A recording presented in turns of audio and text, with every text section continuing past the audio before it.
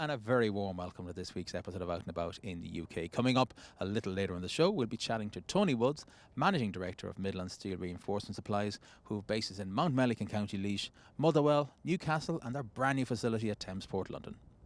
We'll be also catching up with Ronan McManus, the frontman of the Bible Cult Sundays, to talk to him about his new project, the brand new Zeros.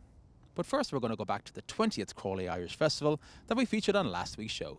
We hope to have about 5,000 people here today. It's early yet, it's just gone past 2 o'clock, and I suppose we've hit half that. But the weather yesterday was very, very frightening. It's turned out well today, and I'm only hoping people are looking at this and say they wish they were here. But it's always a good day. It's the last festival in Crawley. It finishes off our season, and people flock to the Crawley Irish Festival. You know, you've got dancing, comedy on the stage. The 7-hour session, as I said before, the GAA on the big screen, the Crawley in the studio. I don't want to be split and favour one against the other. And just right behind you, there's a museum, a travelling museum. Be worth your while looking at stuff that was used in Irish households way back.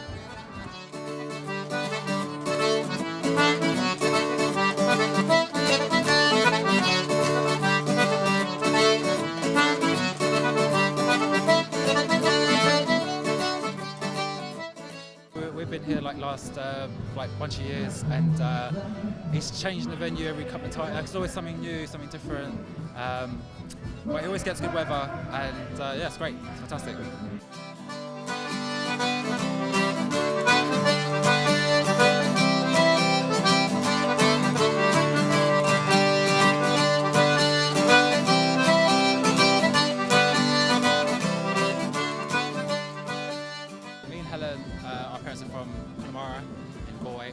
And Tasha is from Crawley, County Derry.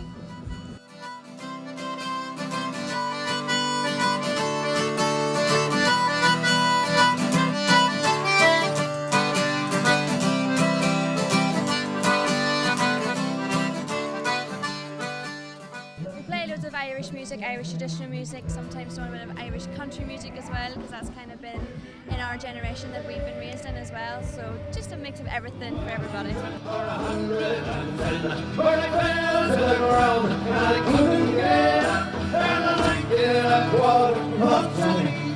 How long has your band been together? 7 years, we reckon. 7 or 8 years, isn't it, boys? 7 or 8 years. Yeah, 7 or 8 years. Forms as well. Yeah, a few different forms. Dennis are the only two original. Yeah, I think we're the only two original we've had.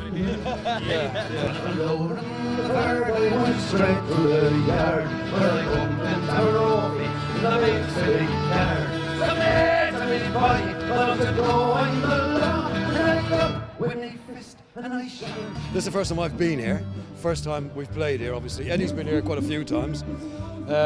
We enjoyed it. Hopefully do it again next year. That'll be great.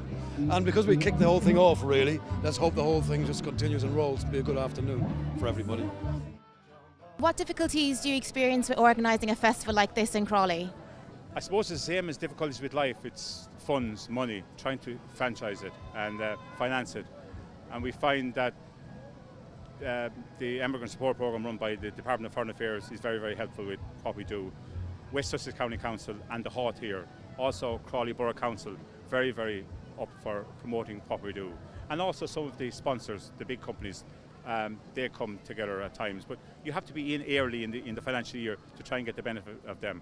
But as always, once you get that sorted out, it's volunteers, and it's just it's a hard little machine to run. But we're happy that we do it. We feel it needs to be done, and the best thing we could get out of the end of the day is somebody walking up to you and say thanks very much, to shake your hand and say they'll be back next year. That's what really gives us that lift. Well, a big thank you there to John Nolan and all the gang for inviting us along there to the 20th Crawley Irish Festival. Well, on a recent night out, we bumped into singer-songwriter Ronan McManus, who told us all about his new project, the brand new Zeros.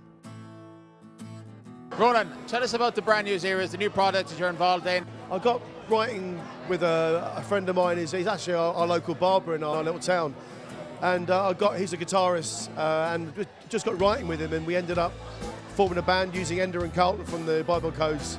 It's a brand new Zeros we're called now, and it's like a little side project. It's going really well, just really enjoying it, you know.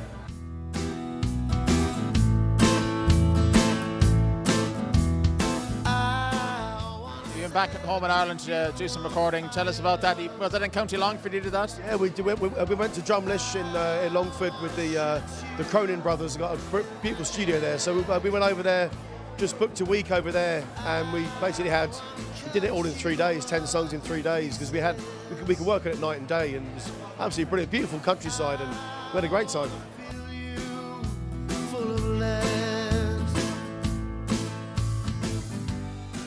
And the album itself, how many tracks have you got? We got 10 tracks on the album, and it's been going really well. We got to #1 in the blues chart the day it was released, so that was good. We leapfrogged C6 Steve and BB King, so that was good. And now we step back in a bit now, but. If you love her, It's a blues album, is it? It's kind of blues rock sort of stuff, yeah. I mean, Luke's naturally real bluesy guitarist, which is something I've never really done before, so it was a real challenge for me. But it's mostly his music and my lyrics and melody, so I didn't really have a hand too much in the guitaring of it. That's all Luke, so it was really something new for me. I don't want these feelings to divide me. So the Brand New Zeros have done some touring as well with Elvis Costello. How did that come about by any chance? Tell us. Not a clue how, I don't know, just stumbled upon this man. For the viewers back home who don't know the connection, tell us about the connection. Yeah, he's my brother, so we always keep in touch, and he always keeps in touch with whatever I'm doing. And Larkin Poe are the sisters, American girls that are his support act, and they couldn't do some of this tour, so he asked us would we fill in. So it was like, really nice theatres we were playing all around the UK. So the answer was obviously yes. We went out there and just got back last Sunday from it, and we had a brilliant time. It was great getting out there. It was only myself and Luke, because Elvis was on, or Declan was on his own. As you know him. Yeah, I felt a bit weak on him, Elvis, but so he was on his own. It was a solo tour, so he said you can come on your own or with someone else. So myself and Luke went, there just two of us, but it was a bit nerve-wracking doing the new stuff. We hadn't really played very much, but it went really well. It was great. Last night she cut me up in pieces. Is it much different to the Bible Called Sunday stuff? It's a completely different style, but it still has that same sort of edge, kind of drive to it. I think Luke is second generation Irish himself, so he plays with the same attack that all the trad players we play with, all the second generation players really plays with that same sort of edge and heart, and that's still a driving force behind it. It's coming from the same place, although albeit slightly different style. If I love her and she's put a bullet in my heart, and she's put a bullet in my And if anybody back home wants to hear more and find out more about the Brand New Zeros, how can they do that? Yeah, we've got brandnewzeros.com, Facebook /Brand New Zeros. We're on Twitter, we're on Instagram. You can find us all that social media stuff. The album's on iTunes now. It's Brand New Zeros. The album title is also Brand New Zeros. So we're now going to go to a track from the Brand New Zeros. Tell us about it. This is a track called Double Whiskey Single Woman. And it was the first track that myself and Luke wrote together. And it's sort of becoming a bit of a crowd favourite. We finished the gigs on the tour with it, and the crowd always went mad for it. So we're hoping it's going to catch on. So here it is.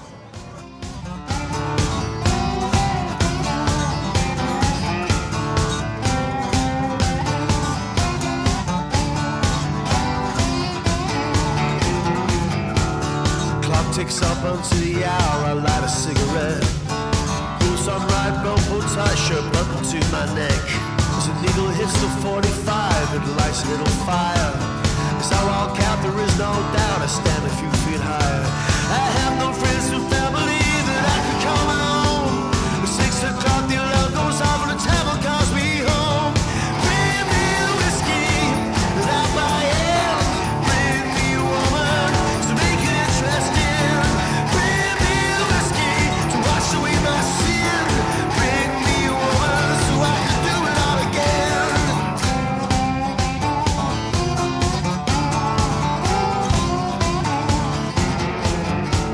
My eyes have struggled open, I don't recognize this bed.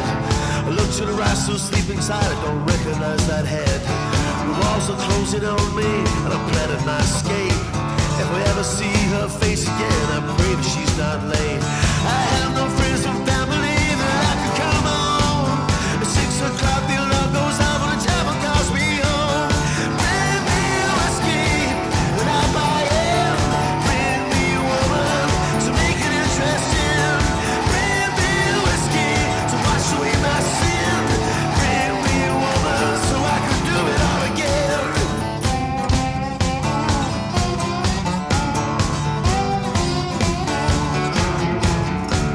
It's not too far, I'm back to the bar with a whiskey in my hand. He walks in about 6 feet 10, a grizzly of a man. Strikes up a conversation, and he told me his name. You don't know me, but I believe you might know my Mary Jane. My life flashed before me, I knew that I messed up. Grizzly bear with a 10 miles down, and takes a human blood. Bring me a whiskey, and I'll buy it. Bring me a woman to make it interesting. Bring me a double whiskey to wash away this pain. Bring me a single woman to stop this happening again. Happening again. Happening again.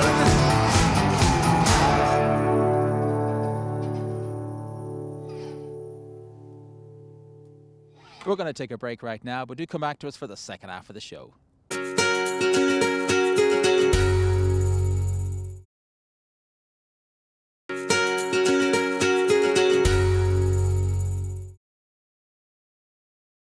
You're very welcome back to the show. Well, Midland Steel Reinforcement Supplies started as a small-scale operation, originally in County Offaly. They've now developed into being one of the major players in the steel industry, both in the UK and in Ireland. We caught up with Tony Woods, Managing Director, to find out how the company got started.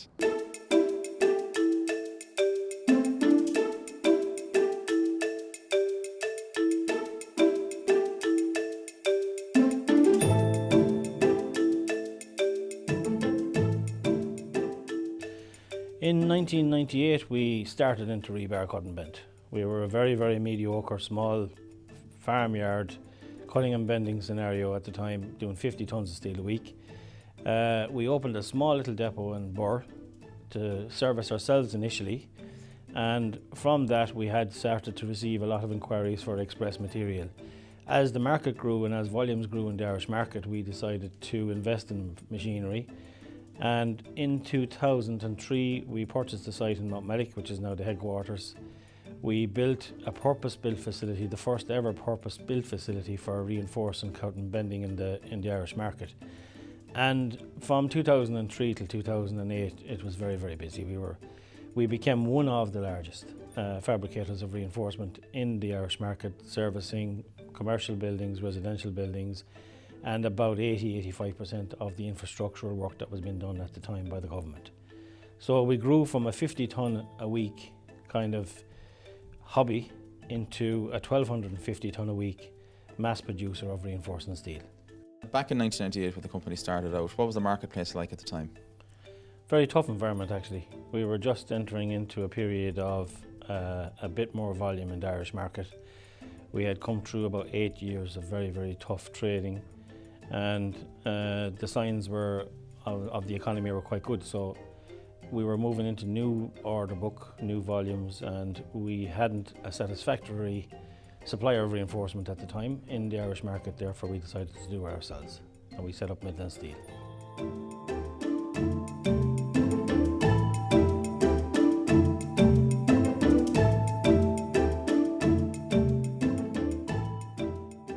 We supply reinforcement for all concrete structures, cut and bent reinforcement.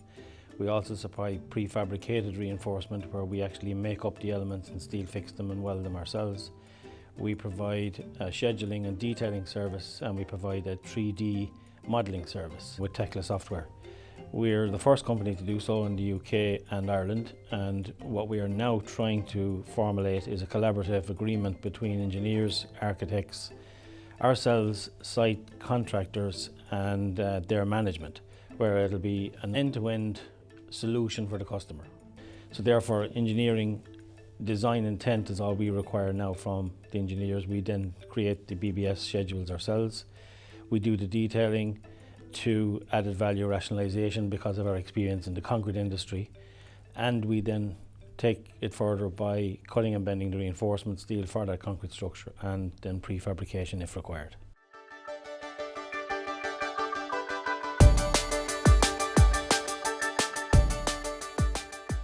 At the time, you would have been a very big employer. Tell us about the numbers you would have employed there. We still have two companies. One is called Midland Formwork, the other is called Midland Steel. In Midland Formwork, it's a construction company, concrete frame company. We were doing a substantial amount of concrete frames. We had about 300 people employed between the two companies at the time from 2000, you could say, till 2007.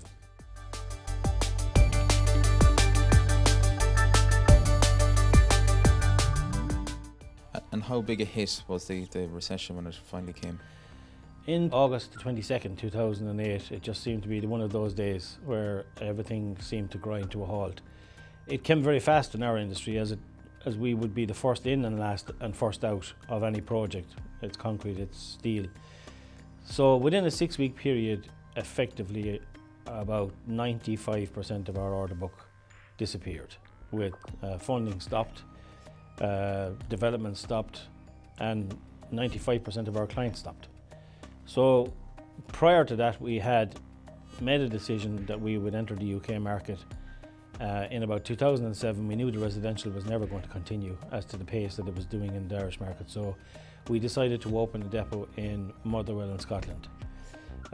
Myself and my partner up there, Gerard Trelongo, opened the depot in probably the worst time in the history of anybody opening a business, which was coming into a recession. And we developed that business today to have in excess of now over 300 clients there. So the UK entry was in Scotland first. In 2009 we came to London and started to do our research as to see if the market could be penetrated by ourselves. And in 2010, the 1st of June 2010, we opened our London base. So we had 2 years of trading in Scotland at that point in time, and we were starting then to entry into the London market. It at the time was very competitive too. The Olympics were ongoing. They were probably about the only major contracts that were running in the city at the time. And we developed from 2010 to 2015 to where we are today, London Thamesport, where we've just moved to a fantastic location and a fantastic facility. Tell us about the facility here. I'd given myself a target in 2010 of 5 years where we were to relocate into what we call a better facility for ourselves and the customers, to provide a better service and be more efficient. This facility is a deep sea port. It can receive vessels up to 60,000 tonnes of reinforcing steel in one hit. It has rail, it has road deliveries, and it has sea and barge deliveries. So from our point of view as a supplier to the end use market, it ticks all our boxes. It helps us with our sustainability, it helps us with our carbon emissions, and it makes us more efficient.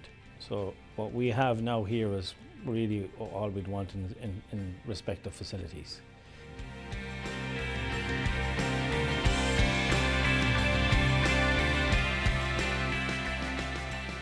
The facility here, it's a very, very large facility. How many people are employed here? The port itself has over 500 people. In our organisation, we have over 50, and we hope to expand that. We're in the process of doing some improvements, furthering our facilities down on the port side, and improving the way we operate. We intend to do a bit more prefabrication here, and hopefully our volumes will go up on the cut and bend side too.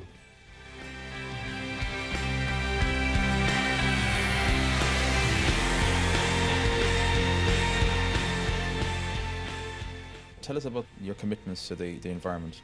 We, in 2011, embarked on getting 4 certificates that we thought were very, very important to us as a company. Initially, as a CARES approved fabricator, we are certified to ISO 9001.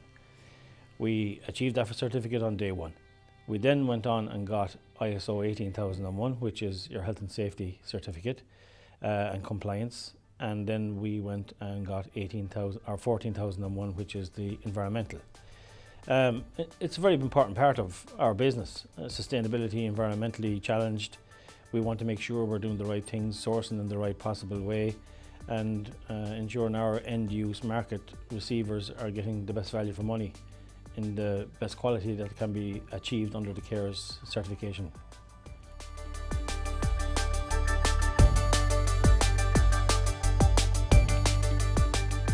And you also have a patent on one of your trucks as well. Tell us about that. We received a project about 4 years ago on the Luton Dunstable bypass.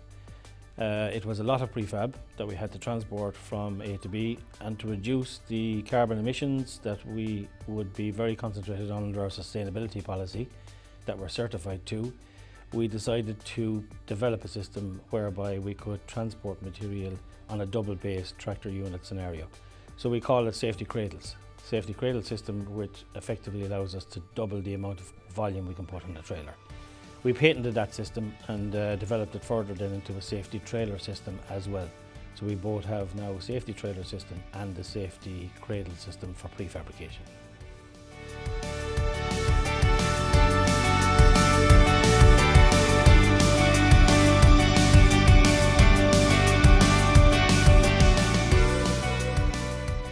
We've been working with Midland Steel for the last 5 or 6 years, and I found it to be a great company to work with, always committed to their customer and providing 100% service.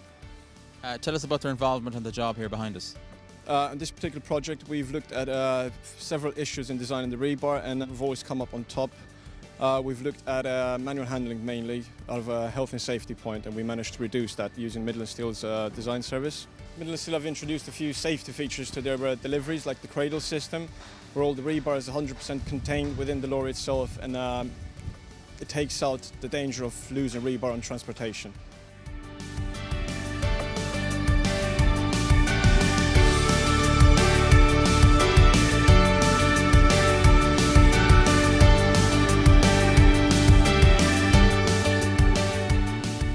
So the future plans for Midland Steel, tell us about them. Well, we started, as I said, in a very small, medium-sized facility, became Ireland's largest fabricator of reinforcement, one of anyway. Our plan would be to consolidate our position now, to become widely known as the best fabricator in the UK. That is our challenge, and that's where we want to be.